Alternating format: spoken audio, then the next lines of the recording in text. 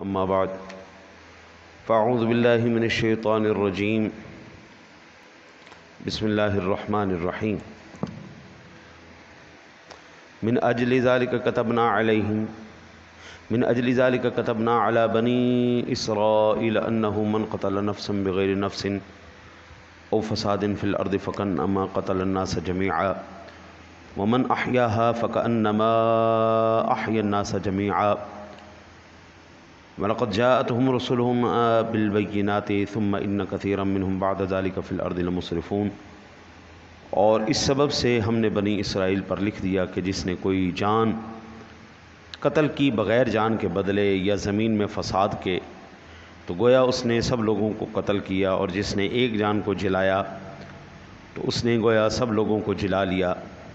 اور بے شک ان کے پاس ہمارے رسول روشن دلیلوں کے ساتھ آئے، پھر بے شک ان میں بہت کے بعد زمین میں زیادتی کرنے والے ہیں۔ من اجل ذالک کتبنا علی بنی اسرائیل، اس سبب سے ہم نے بنی اسرائیل پر لکھ دیا کہ جس نے کوئی جان قتل کی، من قتل نفسا بغیر نفس، بغیر جان کے بدلے، او فساد فی الارض، یا زمین میں فساد کے، یعنی خون ناحق کیا، نہ تو مقتول کو کسی خون کے بدلے میں قصاص کے طور پر مارا، ٹھیک ہے نہیں، اگر کوئی بندہ کسی کو بغیر کسی وجہ کے قتل کر دیتا ہے تو اب اس کو قصاص میں قتل کیا جائے گا، پہلی۔ دوسری، شرک و کفر یا قطع طریق وغیرہ کی کوئی سبب جو ہے قتل کا یا فساد فی الارض، قطع طریق کہتے ہیں راہزن کو، ڈاکو لوگ، زمین میں فساد فتنہ پیدا کرنے والے، کفر جو مرتد ہو جائے، ٹھیک ہے نا جی، کہ یہ سارے اسباب میں سے کوئی سبب ہی نہیں تھا مارنے کا، یہ سارے قصاص کے زمرے میں آ رہے ہیں۔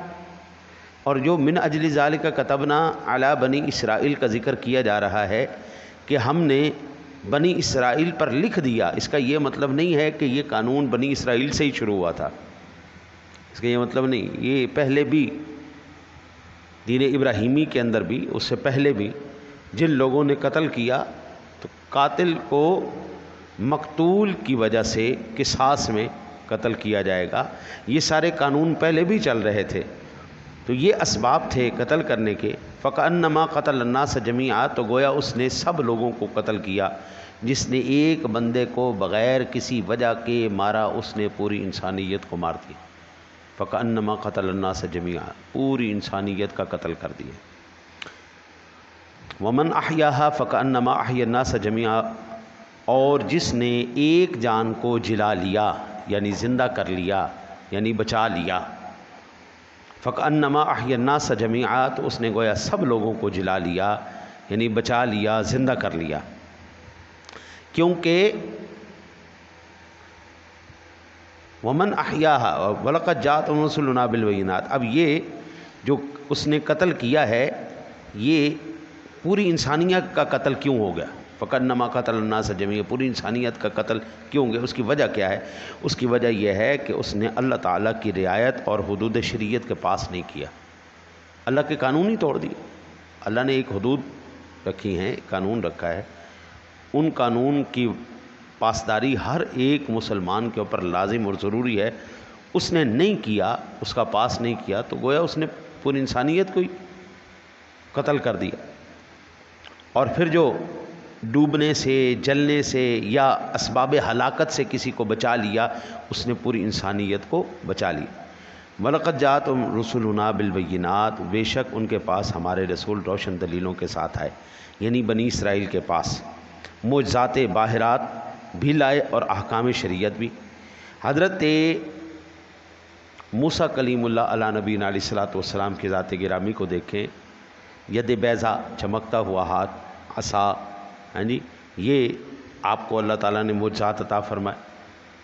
ڈنڈا جب بھی پتھر پہ پڑے گا نا جی تو قانون یہ ہے کہ ڈنڈا ٹوٹے گا، یہ ایک عام قانون ہے، لیکن وہ ڈنڈا جو ہے نبی کے ہاتھ میں آ گیا، اب پتھر سے اسی ڈنڈے کو مارنے سے 12 چشمے جاری ہو گئے۔ پانی پہ ڈنڈا مارنے سے جو مرضی ہو جائے پانی دوبارہ لوٹ آتا ہے، جتنا مرضی آپ زور سے ڈنڈا مارے اس کے اوپر پانی دوبارہ لوٹ آئے گا۔ پتھر مارے جو بھی مارے وہ ایک کچھ لمحے کے لیے پانی ہوتا ہے لیکن پھر واپس آئے، لیکن وہی ڈنڈا نبی کے ہاتھ میں ہو اور وہ سمندر پہ مار دے تو دیواروں کی طرح پانی کھڑا ہو جاتا ہے، راستے بنا دیتے ہیں۔ تو یہ اللہ کے نبی کا، اب وہ ڈنڈا جو ہے وہ آپ کنویں میں ڈال دیں تو کبھی بھی ڈنڈا وہاں سے خود ہی نہیں آئے گا، لمبا نہیں ہوگا، لیکن وہی ڈنڈا اللہ کے نبی کے ہاتھ میں ہو تو کنویں میں ڈال دیں تو وہ رسی اور ڈول بن جاتا ہے۔ وہی ڈنڈا اگر ایسے نبی کر دیں اوپر تو وہ ڈھانگی بن جاتا ہے۔ یہ جو بکریاں چرانے والے ہیں نا جی، ان کے پاس ایک لمبا سا ڈنڈا ہوتا ہے، آگے اس کے وہ لگا ہوتا ہے، چھرا سا لگا ہوتا ہے، ہاں جی، وہ سے وہ پتے توڑتے۔ تو یہ ڈنڈے کا کمال نہیں تھا، یہ نبی کے معجزات تھے، یہ نبی کے ہاتھ کا کمال تھا جو اللہ نے موسیٰ علیہ السلام کو یہ دیے۔ عیسیٰ علیہ السلام کے معجزات کتنے مشہور ہیں، اندھوں کو بینا کرنا، ہاں جی، مادرزاد اندھوں کو بینا کرنا، کوڑیوں کو خوبصورت کرنا، بیماروں کو شفا دینا، پرندوں کو زندہ کر کے اڑا دینا، یہ سارے کے سارے معجزات جب لے کے وہ آئے ہیں تو اللہ کہتا ہے ثم ان کثیرا منہم بعد ذلک فی الارض لمسرفون، پھر بے شک ان میں بہت اس کے بعد زمین میں زیادتی کرنے والے ہیں، کفر و قتل وغیرہ کا ارتکاب کر کے حدود سے تجاوز کرتے۔ ہماری نا جی ایک فطرت بن چکی ہے، ہم نے ہمیشہ الٹا سمجھنا ہے، سیدھی سمجھ میں بات نہیں آتی۔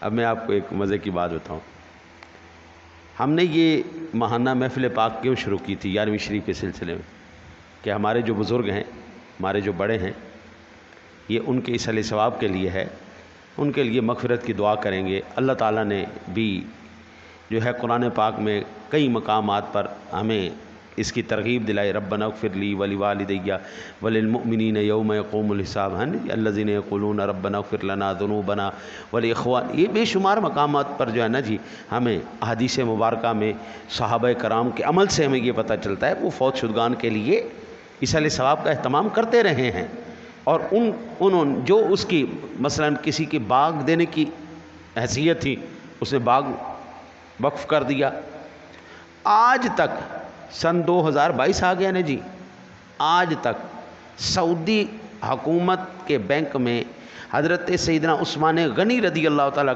عنہ کا اکاؤنٹ موجود ہے، ہاں آج تک سن 2022 تک موجود ہے۔ اس وقت سے آپ کے باغوں سے جتنا بھی سرمایہ آتا ہے وہ تمام کا تمام بیت المال میں جاتا ہے، اور وہ تمام کا تمام غریبوں اور مسکینوں اور فلاحی کاموں کے اندر خرچ کیا جاتا ہے۔ تو وہ سارا انہوں نے اصل ثواب کے لیے کیا نا جی۔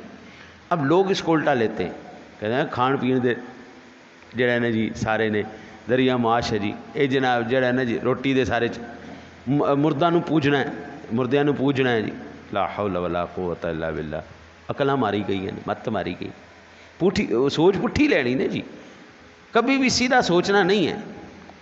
تو یہاں پر یہ بات واضح کر دی گئی کہ ثم ان کثیرا منہم بعد ذلک فی الارض لمسرفون، پھر بے شک ان میں بہت اس کے بعد زمین میں زیادتی کرنے والے، یہ لوگ زیادتی کرنے والے۔ ایک بندے کی نیت ہے، اس کا اخلاص ہے، اور وہ اس کے اخلاص کو آپ ٹھوکر مار کے آپ اپنی طرف سے تشریحاں کرتے جا رہے ہیں، آپ کو کس نے اجازت دی؟ ہاں جی۔ تو اب یہاں پر میں عرض کروں، حضرت سیدنا یہ جو بات ہوئی ہے انہو من قتل نفسا بغیر نفس او فساد فی الارض فکانما قتل الناس جميعا، اس آیا کے ضمن میں تفسیر ابن کثیر والے نے ایک واقعہ نقل کیا ہے، حضرت سیدنا عثمان غنی رضی اللہ تعالیٰ عنہ کی ذات گرامی کو جب باغیوں نے گھیر لیا نا تو حضرت سیدنا ابو ہریرہ رضی اللہ تعالیٰ عنہ آپ تشریف لائے، آپ نے عرض کی کہ امیر المؤمنین اب آپ دیکھو تماشا ان کا، انہوں نے آپ کو پکڑا ہے، آپ کو یہ قتل کرنا چاہتے ہیں نا، تو اب میں ان کو قتل کروں گا، اور اب آپ ملاحظہ کریں کہ آپ کے باغیوں کے ساتھ ہم حشر کیا کرتے۔ حضرت عثمان غنی رضی اللہ تعالیٰ عنہ نے ارشاد فرمایا کہ کیا تم ساری انسانیت کو قتل کرنا چاہتے ہو، اور اس میں سے ایک میں بھی ہوں۔ کہا حضور نہیں نہیں، میں ایسا تو نہیں چاہتا، میں تو چاہتا ہوں یہ جو باغی آپ کے خلاف کھڑے ہوئے ہیں میں تو ان کو قتل کرنا چاہتا ہوں۔ آپ نے ارشاد فرمایا او اللہ کے بندے یہاں سے واپس چلا جا، اگر تو ایک بندے کو قتل کرے گا گویا تو نے پوری انسانیت کو قتل کر دیا۔ حضرت عثمان غنی رضی اللہ تعالیٰ عنہ کی ذات گرامی نے آپ نے بالکل اس بات کا اجازت نہیں دی، کیونکہ آپ جانتے تھے کہ ایک انسان کو قتل کرنا گویا سب انسانیت کو قتل کرنا ہے۔ حضرت سیدنا سعید بن جبیر فرماتے ہیں کہ ایک مسلمان کا خون حلال کرنے والا تمام لوگوں کا قاتل ہے، یعنی جس بندے نے ایک انسان کو قتل کیا اس نے ساری انسانیت کو قتل کر دیا، اور ایک مسلم کے خون کو بچانے والا تمام لوگوں کے خون کو بچا رہا ہے۔ ایک مسلمان کا خون حلال کرنے والا تمام لوگوں کا قاتل ہے، اور ایک مسلم کے خون کو بچانے والا تمام لوگوں کے خون کو بچا رہا ہے۔ حضرت ابن عباس فرماتے ہیں کہ نبی اکرم صلی اللہ علیہ وسلم کو اور عادل مسلم بادشاہ کو قتل کرنے والا نبی، کسی بھی نبی کو اور عادل بادشاہ کو قتل کرنے والے پر ساری دنیا کے انسانوں کے قتل کا گناہ ہے، اور نبی اور امام عادل کے بازو کو مضبوط کرنا دنیا کو زندگی دینے کے مترادف ہے۔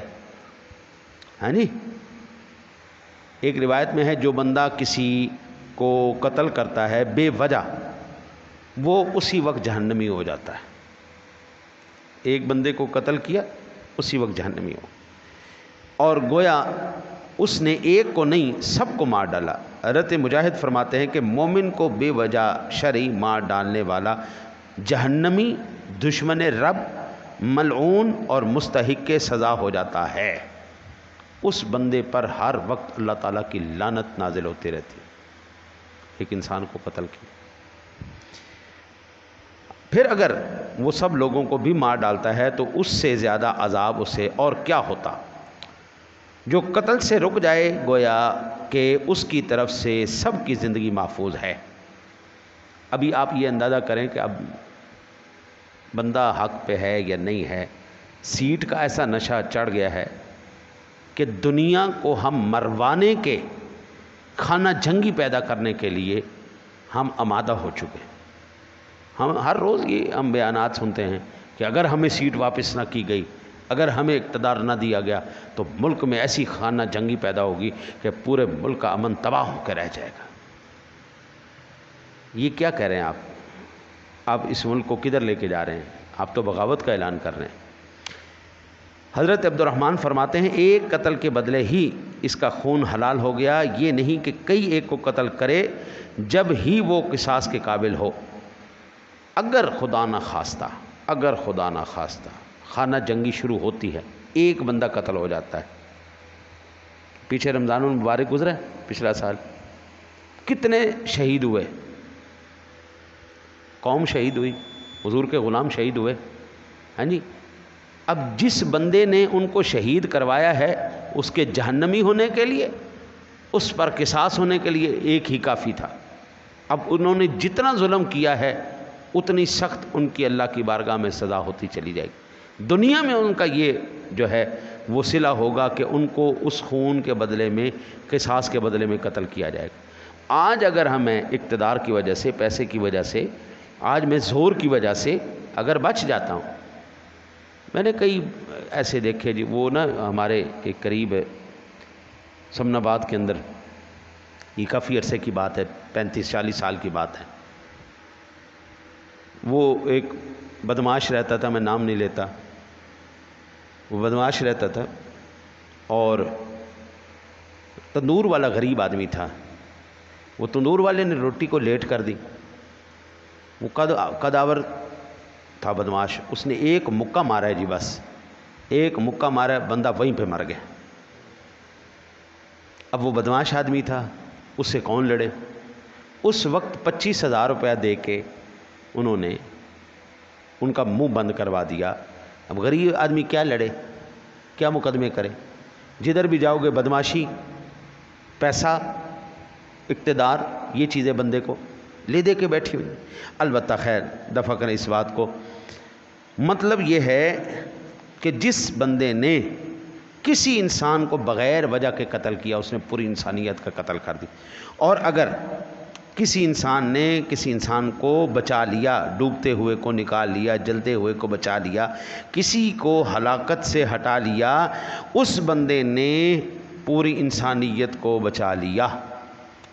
ایک آخری واقعہ سنیں.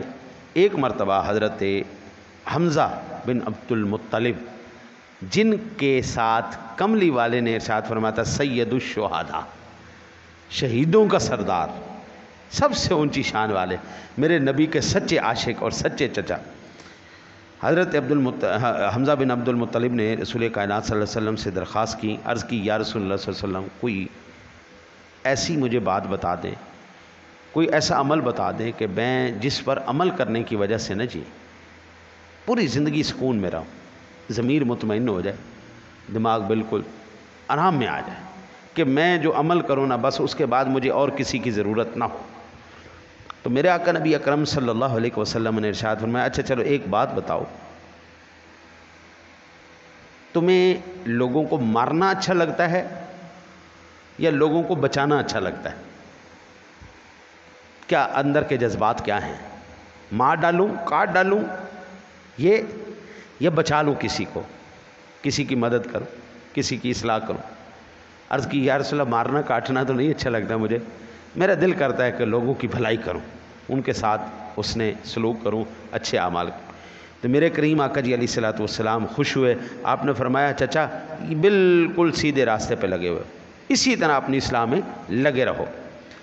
پھر اللہ وحدہ لا شریک کے پیارے حبیب کریم علیہ الصلوۃ والسلام نے اس طرح یہ بات واضح کر دی کہ جو بندہ بھلائی، آج کل نا جی وہ کیفیت یہ ہوتی ہے اللہ تعالیٰ معاف کرے، اللہ تعالیٰ معاف کرے، جس کا کھاتے ہیں اسی تھالی میں چھید کرتے ہیں. آج کل یہ کسی پہ احسان کر دو نا جی، کسی کو لقمہ کھلا دو تو اب اس کے شر سے بچو. گھر کا بھیتی لنکا ڈھائے.